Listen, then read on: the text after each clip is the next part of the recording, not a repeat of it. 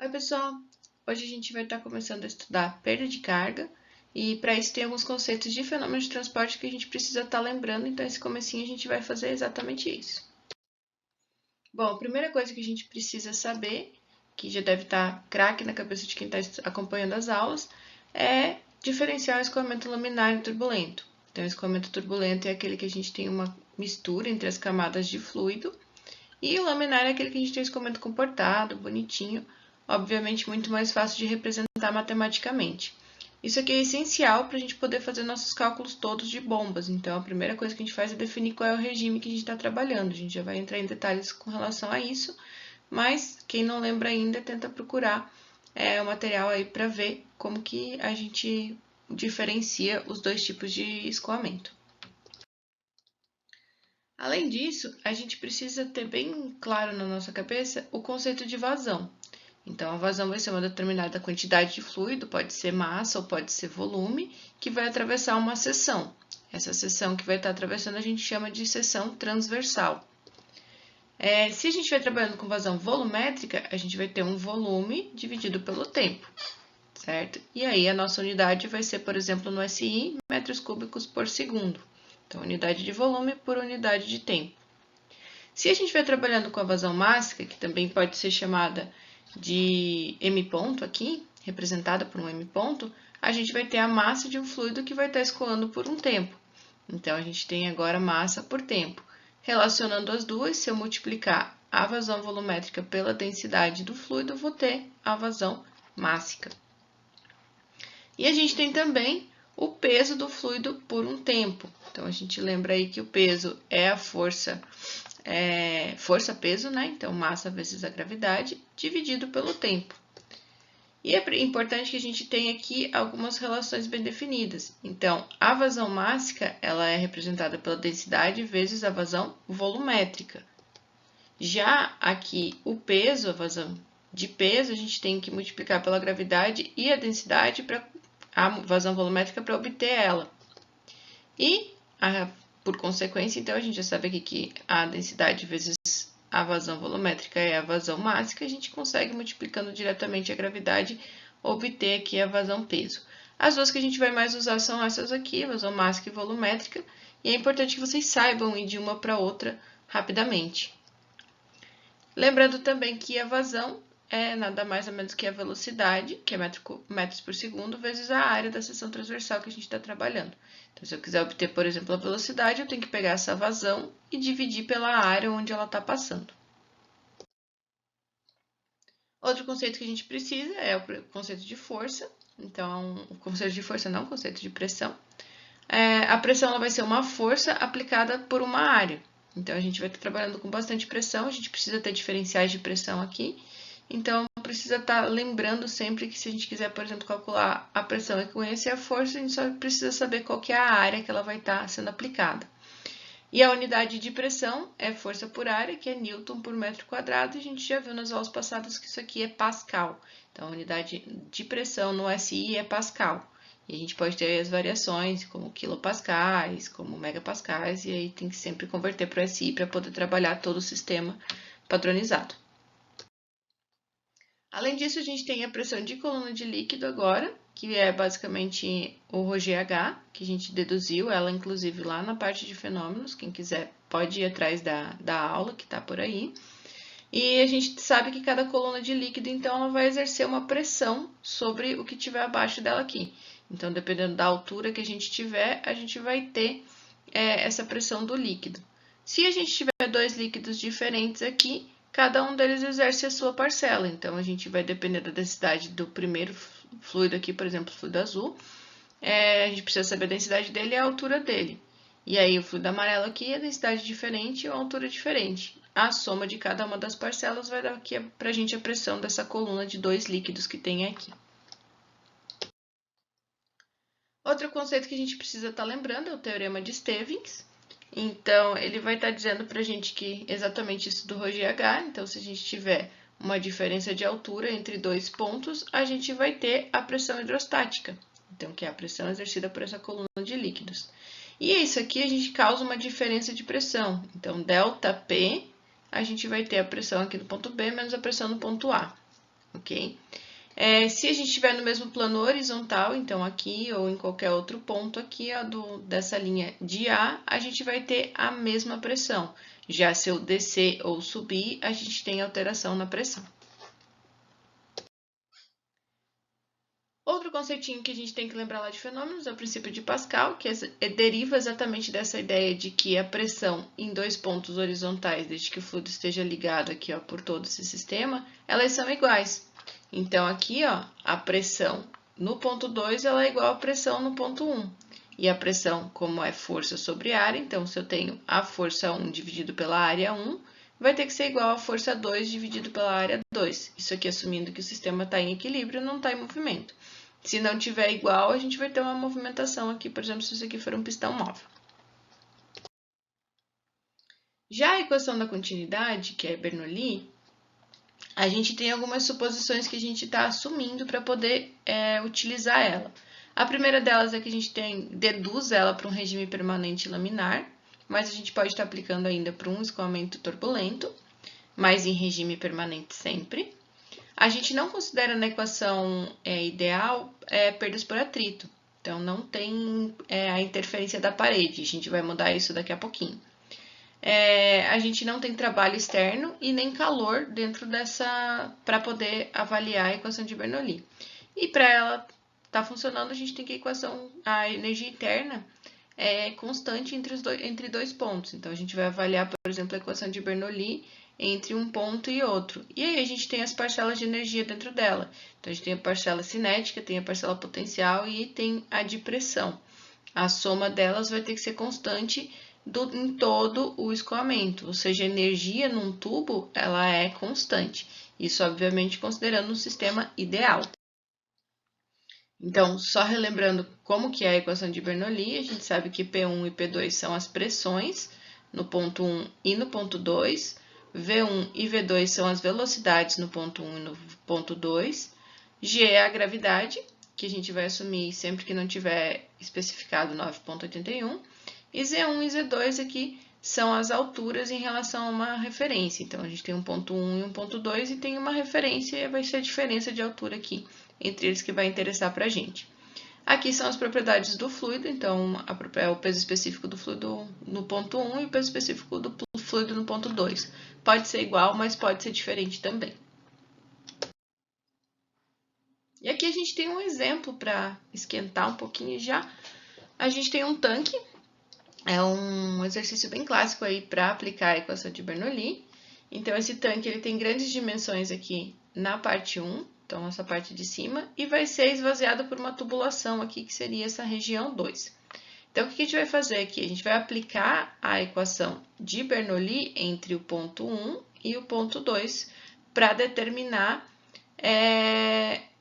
a vazão em volume descarregado, que é o que ele está pedindo aqui. Então, primeiro a gente calcula a velocidade e depois a gente transforma isso em vazão, ok? Então, a primeira coisa que a gente tem aqui que pode assumir é que a pressão no ponto 1 e no ponto 2 são as pressões atmosféricas, ou seja, isso aqui está aberto para fora e aqui está aberto para fora também, onde está escoando o fluido. Então, a gente tem pressão atmosférica nos dois casos. Como a gente está dizendo aqui que o tanque tem grandes dimensões, então a velocidade com que ele vai estar descendo esse aqui, comparada com a velocidade 2 aqui, que vai estar escoando muito mais rápido, ela pode ser considerada zero. Então, ela é muito menor e pode ser considerada zero. E aqui a gente tem a área do tubo também, que é importante a gente anotar ela para a gente poder calcular a vazão depois. Resolvendo a equação de Bernoulli aqui, então a gente tem Z1 aqui, ó, então a altura do ponto 1 como sendo 10, uma vez que a gente considera a altura no ponto 2 como sendo 0. Okay? Então, a gente vai utilizar do referencial para facilitar a nossa vida e colocar o referencial aqui embaixo. Então, aqui vai ser a altura 0 e aqui vai ser a altura 10 metros. Gravidade nossa está aqui. E a primeira consideração é que P1 e P2 são atmosféricas. Então, a gente vai poder, quando eu pegar aqui P2 e jogar para o lado esquerdo da equação, elas são iguais, elas vão se cancelar, então a gente pode cancelar esses dois termos da equação. Outra coisa que a gente também já viu, como o tanque é muito grande, a gente tem aqui ó, a velocidade 1 como sendo desprezível. Então, esse valor aqui pode ser considerado como sendo zero. E aí, para resolver nossa equação, Z1 a gente conhece, Z2 também, e a gente quer encontrar a velocidade 2. Então, é isso aí que a gente vai fazer agora.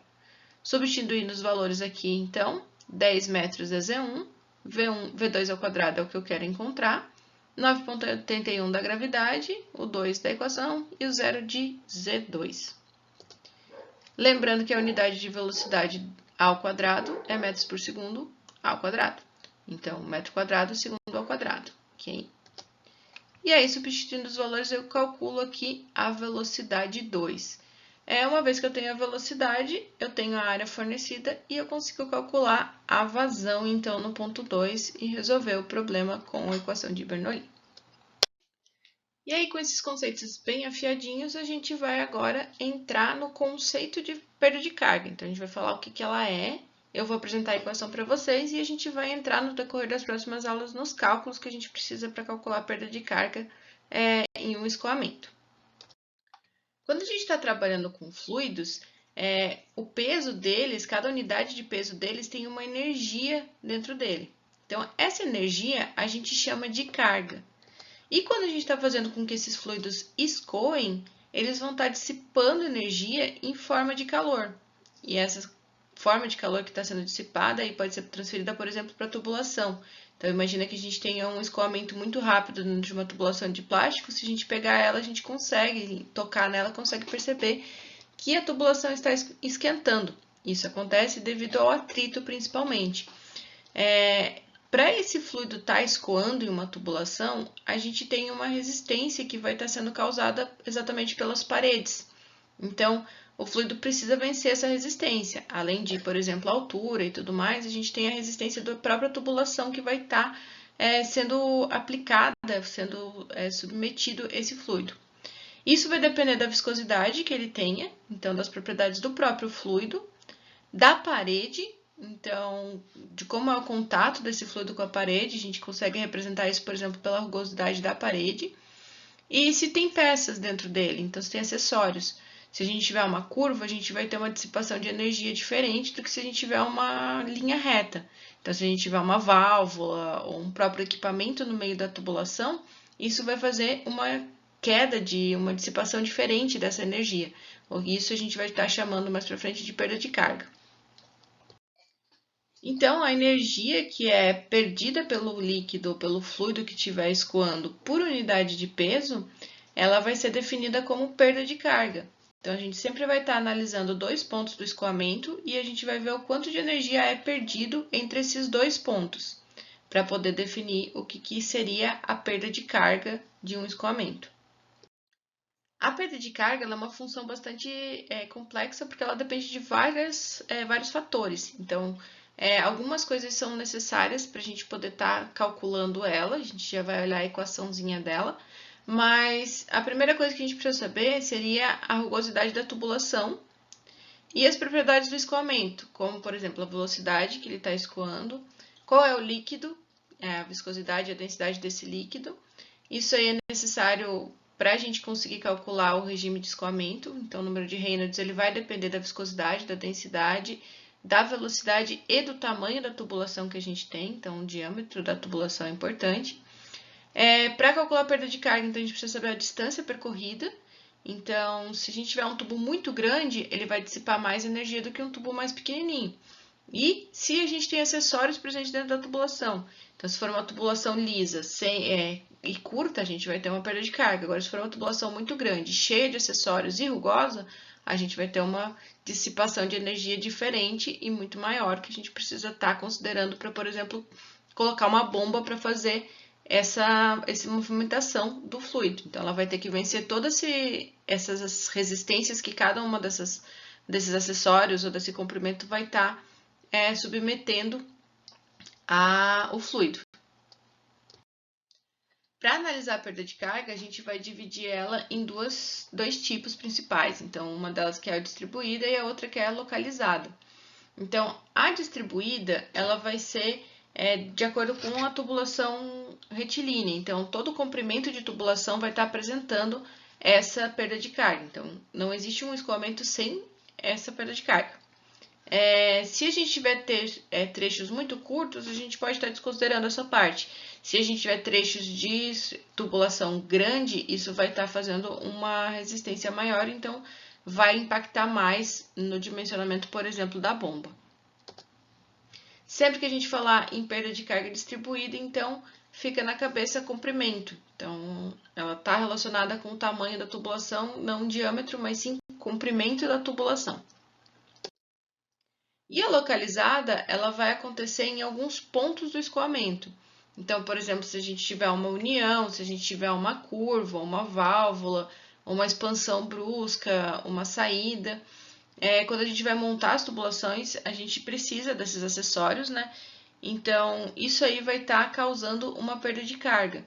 E a gente vai ver duas formas de poder estimar o quanto, por exemplo, uma válvula vai estar causando de perda de carga nas próximas aulas aí.